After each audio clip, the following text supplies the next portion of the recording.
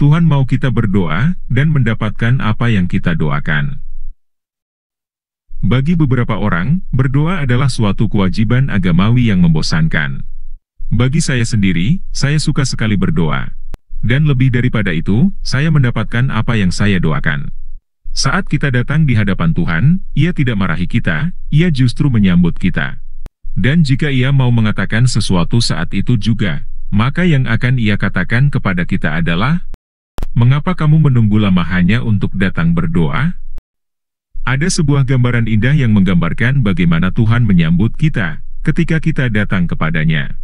Dalam Injil Lukas 15 ayat 11-32, perumpamaan tentang anak yang hilang, mengisahkan tentang seorang anak yang hidup berfoya-foya. Ia pergi meninggalkan rumah, menyia-nyiakan hidupnya, dan kemudian membawa dia ke dalam masalah yang berat, dan berakhir dalam keadaan yang terpuruk tanpa apapun yang dimilikinya. Dan ketika ia berada pada keadaan terburuk itu, satu-satunya yang ia pikirkan adalah, "Saya harus pulang ke rumah Bapakku. Semoga Bapakku akan menerimaku. Saya tidak akan meminta kepadanya untuk mengangkatku kembali sebagai anaknya. Tapi saya akan meminta kepadanya untuk menjadikanku sebagai salah seorang pekerja upahannya." Itulah yang disampaikan pada ayat ke-20. Maka bangkitlah ia dan pergi kepada bapaknya. Ketika ia masih jauh, ayahnya telah melihatnya, lalu tergeraklah hatinya oleh belas kasihan. Ayahnya itu berlari mendapatkan dia, lalu merangkul dan menciumnya. Sekarang saya ingin Anda memperhatikan hal ini, bagaimana bapaknya menerimanya. Tetapi saat ia masih jauh, bapaknya telah melihatnya, dan begitu mengasihi anaknya ini. Ia berlari mendapati anaknya, merangkulnya dan menciumnya. Lihat sambutan seperti apa yang ia dapatkan dari bapaknya ketika ia memutuskan untuk berbalik dan pulang ke rumah bapaknya. Ia bahkan tidak sempat bicara kepada bapaknya untuk menjadikan ia sebagai pekerja upahan, sebab sebelum ia sampaikan itu, bapaknya telah menciumnya dan menyambut ia kembali sebagai anaknya. Seperti itulah gambaran yang indah bagaimana Tuhan menerima kita. Ia tidak memarahi kita. Ia tidak menyalahkan kita. Ia tidak pemarah dan menjaga jarak dengan kita. Tetapi Ia penuh kasih dan lemah lembut. Ketika kita mendapatkan gambaran seperti itu tentang Tuhan, maka semuanya merubah cara kita berdoa. Pribadi Yesus datang ke dunia untuk menunjukkan Elohim, Bapanya, kepada umat manusia. Dan seperti pengajaran-pengajaran Yesus yang lain, pengajarannya tentang doa adalah suatu pengajaran yang memberikan nilai positif kepada umat manusia. Ini yang Ia sampaikan pada khotbah di bukit, dalam Matius 7, ayat 7-8. "Mintalah, maka akan diberikan kepadamu. Carilah, maka kamu akan mendapat. Ketoklah, maka pintu akan dibukakan bagimu. Karena setiap orang yang meminta, menerima. Dan setiap orang yang mencari, mendapat. Dan setiap orang yang mengetok, baginya pintu dibukakan."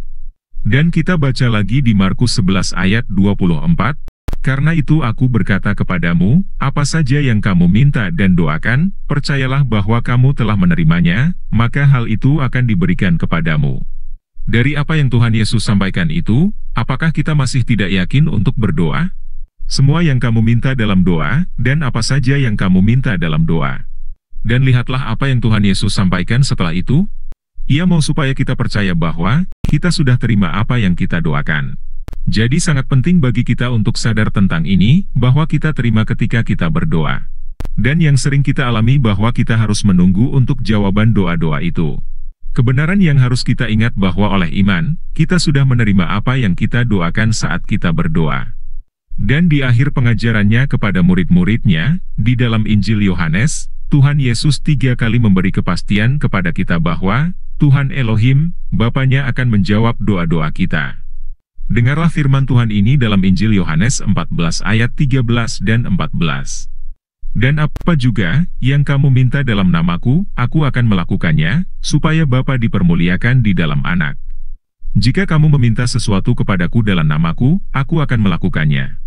Betapa pesan Tuhan Yesus sangat jelas tentang doa, bahwa apa saja yang kamu minta, Ia akan berikan kepadamu. Dan kita baca lagi di Yohanes 16 ayat 24, "Sampai sekarang kamu belum meminta sesuatu pun dalam namaku. Mintalah maka kamu akan menerima, supaya penuhlah sukacitamu." Ada sukacita khusus yang kita peroleh dari doa-doa kita yang dijawab.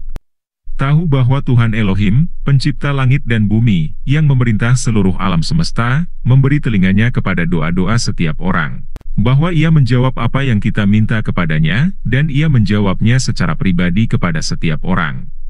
Ini merupakan satu pengalaman sangat luar biasa yang dapat dialami oleh setiap orang. Sekarang saya ingin memberikan kepada Anda gambaran terakhir yang menggambarkan seperti apa Tuhan Elohim mau dari kita dalam relasi kita dengannya di dalam Yesus Kristus. Ini kita baca di dalam Wahyu 1 ayat 5b dan 6, bagi Dia yang mengasihi kita dan yang telah melepaskan kita dari dosa kita oleh darah-Nya, dan yang telah membuat kita menjadi suatu kerajaan, menjadi imam-imam bagi Elohim, Bapa-Nya. Bagi Dialah kemuliaan dan kuasa sampai selama-lamanya. Kita telah menjadi sebuah kerajaan dan imam-imam. Dan dua fungsi luar biasa ini telah ditaruh dalam hidup setiap orang dalam relasi kita dengan Tuhan Elohim di dalam Tuhan Yesus Kristus. Pertanyaannya adalah, pengorbanan rohani seperti apa yang Tuhan Elohim mau kita berikan kepadanya? Jawabannya, kita bisa melihatnya pada pribadi Yesus Kristus. Kita baca di Ibrani pasal 5 ayat 7. Dalam hidupnya sebagai manusia, Ia telah mempersembahkan doa dan permohonan dengan ratap tangis dan keluhan kepada Dia, yang sanggup menyelamatkannya dari maut, dan karena kesalehannya, Ia telah didengarkan. Firman Tuhan ini mengatakan bahwa selama hidupnya di atas permukaan bumi sebagai manusia, Tuhan Yesus mempersembahkan doa-doa dan permohonan-permohonan. Itu adalah jenis pengorbanan rohani yang Elohim mau dari setiap kita sebagai imam-imamnya di atas permukaan bumi, dengan menaikkan doa-doa dan permohonan-permohonan. Dan untuk fungsi kita sebagai raja-raja, kita harus terlebih dahulu belajar melayani sebagai imam-imam. Dengan kata lain, kita tidak dapat melakukan fungsi pelayanan sebagai raja-raja untuk menguasai dan memerintah sampai kita telah belajar melakukan pelayanan kita masing-masing sebagai imam-imam dalam doa-doa kita masing-masing. Atau dengan kata lain, ketika kita belajar untuk berdoa maka kita memenuhi syarat untuk menjadi raja-raja. Singkat kata, kita belajar memerintah hanya lewat doa. Dan untuk itu, kita harus belajar berdoa. Sumber, Derek Prince. Diterjemahkan dan disempurnakan oleh Frida Athabu.